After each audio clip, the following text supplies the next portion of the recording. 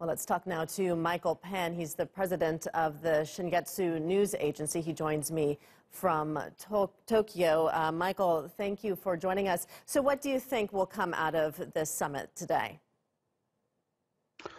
Like many of the other commentators, I wouldn't dare to try to guess exactly what's going to come out of it. I think the whole world realizes that both of these people, and perhaps Trump particularly, is not a very predictable person and in fact prides himself on not being predictable.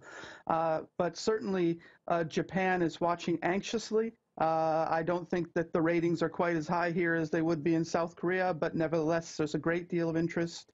The Japanese government is going to want to know exactly what's in that deal. If their particular concerns were addressed, it's very possible that, this could be a very positive agreement for the United States, which is not necessarily a positive agreement for Japan. So they're going to want to make sure that their own interests were secured in whatever agreement has been signed. Mm-hmm. Well, how exactly is Japan viewing this meeting? Well, Japan is viewing it, I think, like most people around the world, with some hope, hoping that this is the end of the confrontation.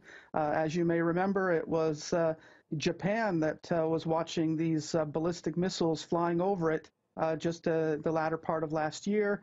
The hydrogen bomb was tested.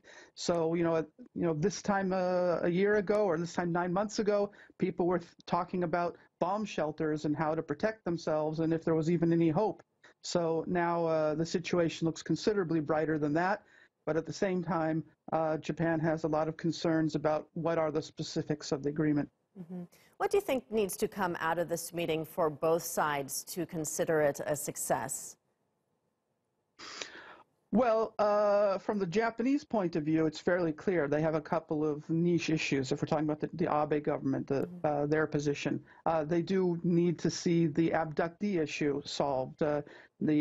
Japan has a number of its citizens who were abducted to North Korea in the late 70s and early 1980s, and from the Japanese government's point of view and the point of view of some of the families, not all of the information about this has been revealed yet, and they very much want this to be revealed to their satisfaction.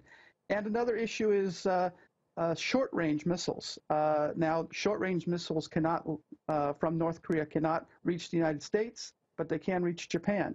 And so this is one of those issues where Japan is particularly concerned that whatever kind of disarmament process takes place is something that protects Japan as well as the United States. All right, Michael Penn joining us live from Tokyo. Michael, thank you.